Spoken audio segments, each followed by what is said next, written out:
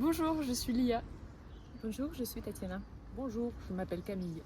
Bonjour, je m'appelle Sheridan.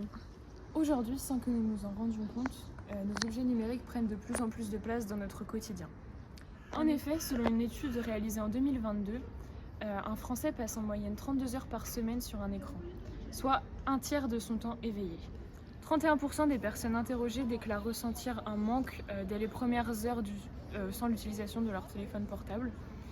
Et un Français sur deux seulement déclarait pratiquer encore une activité qu'on appellerait traditionnelle, comme la lecture d'un livre ou la pratique de jeux de société. Or, à ce sujet, tous les psychiatres s'accordent. Une utilisation démesurée des outils numériques peut avoir des conséquences très graves sur le développement cognitif des enfants et aussi des jeunes adultes, voire des personnes encore plus âgées. Leur capacité d'apprentissage, d'assimilation de la langue, de mémorisation et de développement social se retrouve alors fortement altérée, voire complètement déréglée. Et chez petits et grands, nous observons, somme toute, un phénomène d'addiction massive aux nouvelles technologies. La connaissance de ces dangers fait aujourd'hui l'objet d'un consensus scientifique.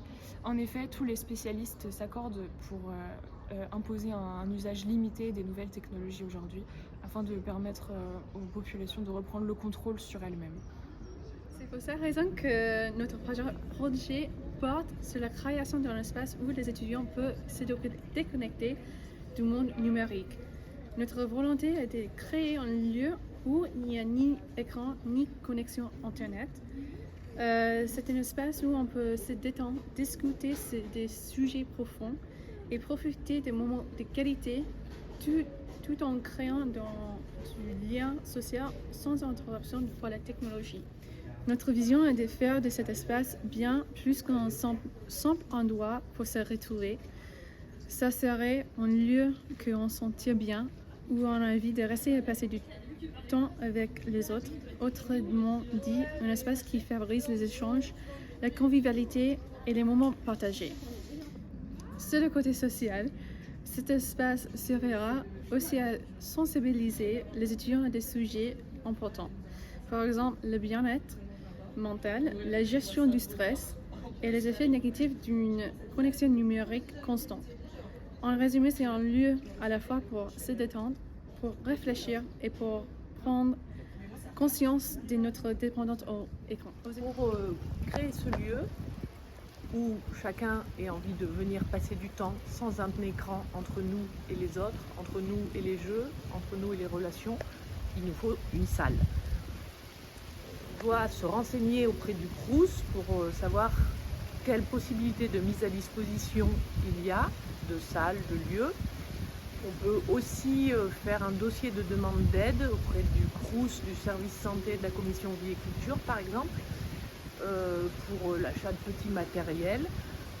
Effectivement, ce lieu pourrait comporter un coin cuisine, pouvoir distribuer ou vendre des boissons, des petites collations.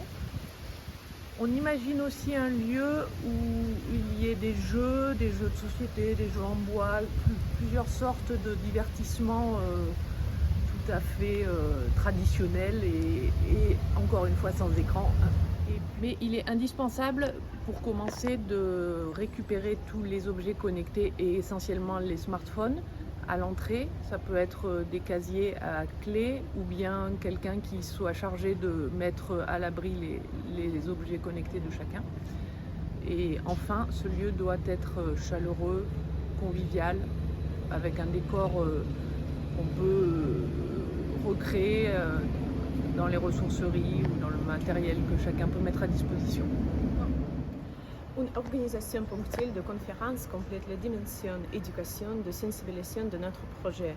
Nous souhaitons aussi traiter de sujets comme la santé mentale ou les dangers de hyperconnectivité.